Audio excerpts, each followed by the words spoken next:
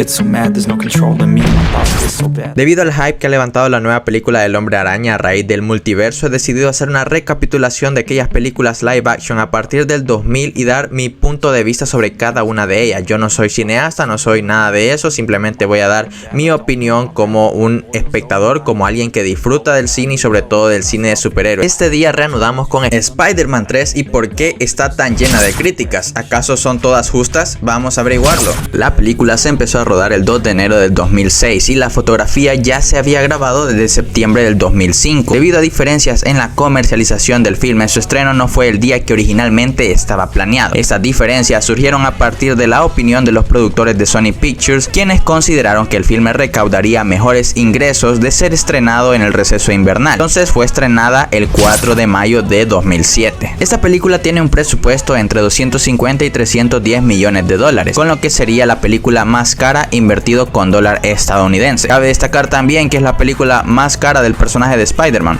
a pesar de ser por casi 12 años la película más taquillera del personaje. Spider-Man 3 actualmente no se le considera un éxito financiero, ya que no alcanzó las cifras estimadas para el estudio, ya que Sony esperaba una cifra de 950 a 1000 millones de dólares. Sam Raimi brindó unas declaraciones, ya que para él era una película que no funcionó bien. Él cita: "Traté de hacer que funcionara, pero yo realmente no creía en todos los personajes, por lo que no podía estar escondido de la gente que amaba a Spider-Man. Si al director no le gusta algo, está mal que ellos lo hagan cuando a tantas otras personas les encanta el personaje". Opiniones divididas tanto de críticos como de espectadores envuelven la tercera y su última película de la saga. Esta vez se nos muestra a un Peter finalmente estable, con Mary Jane de su lado y una ciudad a sus pies. Parece que después de los problemas contemplados en las dos anteriores, Parker logra ser feliz. Pero entonces, si nuestro héroe sonríe, ¿por qué no termina de gustar eso a una parte del público, incluyéndome? Y hay muchas razones. A mi parecer, la de más peso es que vemos una actitud muy diferente del protagonista, aparte que es más expresivo en sus palabras y en algunas acciones, tanto vistiendo el traje como no, tratan de reflejar la madurez del mismo a lo largo de los años. Pero siento que la dirección del grupo y apartados productivos resaltaron de más ese aspecto, volviendo a un Peter mucho más impulsivo en sus decisiones, llegando a un tono más presumido y alejado del nerd que conocimos en la primera. No digo que esté mal, pero vamos a repasar esos detalles que provocan sentimientos ajenos a los que veníamos viendo. Con la trama, primero quiero recalcar cómo en el inicio de la película el azar se hace presente con el origen del simbionte. No te explican cómo un meteorito es perfectamente encajado donde se encuentra Peter. No te especifica realmente por qué Parker es de su interés, sino es de manera implícita hasta pasada la mitad de la película. Me parece fue una situación rebuscada y ejecutada de forma muy anticipada, sin brindar ninguna explicación, solo con el objeto de introducir más villanos a la trama. Bueno, durante el primer acto se nos muestra, entre comillas, la buena relación amorosa que hay entre Peter y Mary Jane, y lo digo así porque no parece haber química entre personajes. Cada quien tiene sus propios intereses y parte de los problemas de la cinta vienen a raíz de problemas en la relación. Es que esto te afecte.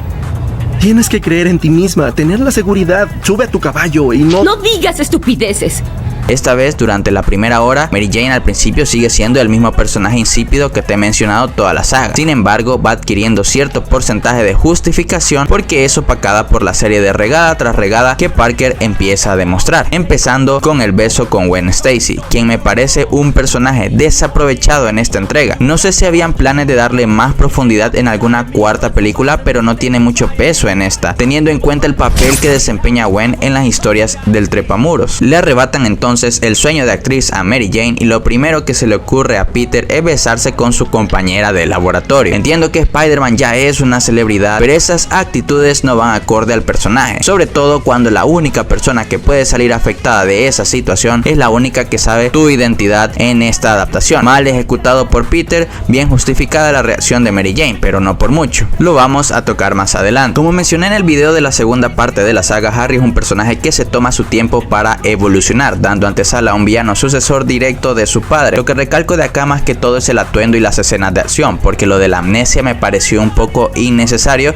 ya que después de una epifanía todo vuelve como al principio. Un paréntesis, es que siento que Harry como antagonista hubiera estropeado más la vida de Peter si este hubiera comentado a la prensa la identidad de Parker. No sé, yo lo veo así. No obstante, con sed de venganza por la muerte de su padre,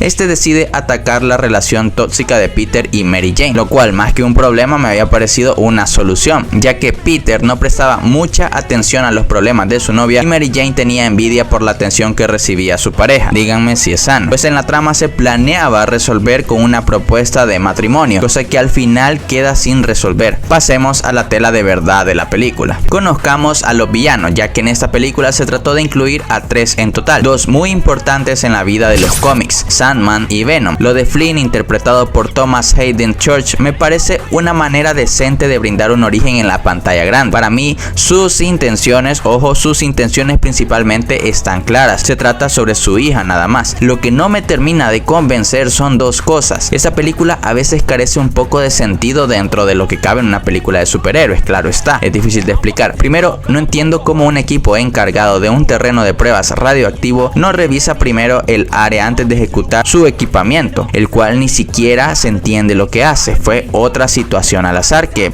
nos dio como resultado al Hombre de Arena. El origen de Sandman es que apareció por primera vez en The Amazing Spider-Man número 4. Marco huye a un sitio de pruebas nucleares en una playa cerca de Savannah, Georgia, donde entra en contacto con arena que había sido irradiada por un reactor experimental. Su cuerpo y el enlace de arena radiactiva cambian la estructura molecular de Marco. Lo siguiente que no encaja es la manera en la que se relaciona con el tío Ben. Entiendo la importancia de ligarse a esa porción de la historia para darle más sentido a ese villano, pero lo de tirar del gatillo accidentalmente se me hace hasta cierto punto absurdo, como si siempre estuvo clara la intención de Marco de acabar con el tío Ben. Me parece una pobre justificación. Y del otro lado tenemos al escuálido y poco humorístico Eddie Brock, interpretado por Topher Grace. Una de las razones por la falta de similitud entre el simbionte de los cómics y de la película es porque el estudio pensó que sería mejor si la corpulencia de este villano se asemejaba a la del propio Tobey Maguire, teniendo como resultado un Venom desnutrido, sin lengua y con capacidad de articular palabras como si se tratara de una simple persona pintada de negro que no se ha lavado la boca en 36 años. Bien, dado el remordimiento que vuelve a la mente de Parker al saber que el ladrón que acabó con su tío fue Flynn y no el que él termina persiguiendo en la primera película, Peter, con ayuda del simbionte que pasó de pegarse de la moto a entrar al cuarto de Parker sin que nadie se dé cuenta de su presencia, persigue a nuestro primer antagonista, a Flynn, hasta hacerlo lodo literal. El poder y las habilidades de Peter se ven aumentadas considerablemente portando el traje oscuro, el cual cada vez empieza a adueñarse de los pensamientos del protagonista, y eso nos lleva al segundo acto de la trama, el que menos soporto, y es que la versión de Peter emo pleca fuckboy no la termino de pasar ni con agua, como se dice. Conozco la versión malévola de Parker en adaptaciones distintas, se nota una diferencia impresionante cuando porta el simbionte, es más frío, es más sádico e incluso contundente con los villanos. Eso se refleja hasta en su trato con las personas que lo rodean, pero algo que destruye de manera cruda la película es ese toque humorístico en exceso que se le trata de brindar, desde los bailes hasta el desinterés de Peter en temas laborales y de relación personal con los demás, bateando incluso al Dr. Connors, que trata de explicarnos a nosotros mismos como espectadores un poco del simbionte, pero Peter está tragándose unas galletas. Honestamente no puedo tomar en serio esta escena.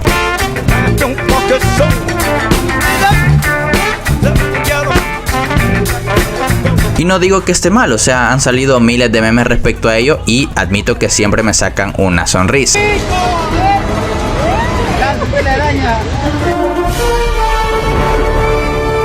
Luego tenemos un Harry de vuelta a sus cabales que termina de amenazar a Mary Jane para que deje a Peter. Se lleva a cabo una pelea entre amigos que termina con Parker casi liquidando al Little Green Goblin. Entramos entonces al último acto de la película, los últimos 30 o 40 minutos que son los que más me entretienen de toda la cinta. Y es que vemos como nuevamente el Peter de Chonge lleva a Gwen a cenar, y justamente donde trabaja Mary Jane. Ella está a punto de hacer su número y como una noche normal donde la gente está pues disfrutando unas copas, una comida, y Peter sin razón hace esto.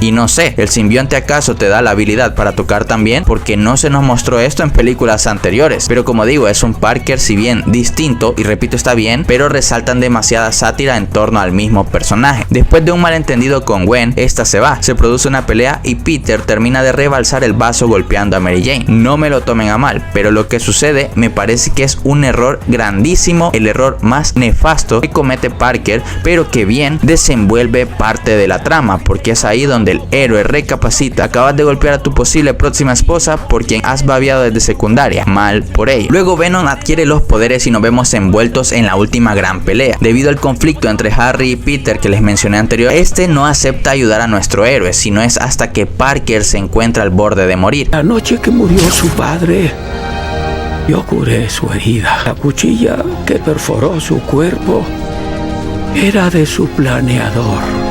Me parece que hace un equipo interesante y volvemos al tema del CGI. Muchas críticas recaen sobre ello. Yo soy directo con este tema, era 2007, me parece justo el apartado visual. Siempre hay errores, pero no son una catástrofe tampoco. Luego de acabar con el Hombre de Arena, Venom liquida a Harry, el cual es al final el héroe de toda la cinta, incluso más que Peter, me atrevo a decir. La manera en la que Peter destruye a Venom me parece muy bofita. Estamos hablando de un villano bastante respetado en los cómics, bastante duro de roer, y te lo acabas con una bomba. 2 por 1, Venom y Brock quedan fuera. Finalmente vemos una escena conmovedora donde Harry muere, repito, siendo un héroe en brazos de Mary Jane. En el baile final no se nos cuenta nada más. Quiero pensar que era porque habían planes de una cuarta película, una que esperé siempre de niño y pues al final no pasó a más. Esta película no te digo que es completamente absurda y que no la veas porque es un desastre, no. De hecho la vi después de mi clase de las 7 de la mañana y admito que siempre me relaja, me entretiene, me parece una buena pieza de eso, de lo que es de puro entretenimiento. Claro, no más grandes que las dos anteriores, pero para pasar un buen rato no veo por qué no. Les dejo mi calificación final de toda la saga. Siempre hay algo bonito que se gana con estas películas, y a pesar del fallo de esta última y los detalles, la saga en general me parece una gran adaptación del personaje por parte de Raimi, quien se dedicó de lleno a sacar lo mejor de las historias del Arácnido. Espero les haya gustado el video, no olviden suscribirse y darle like para más contenido como este. La siguiente película que vamos a retomar ya se trata de otra saga, la de Mark Webb, en donde iniciaremos con el debut de Andrew Garfield como Spider-Man en The Amazing Spider-Man 1. Sin más que opinar, nos vemos en el siguiente video.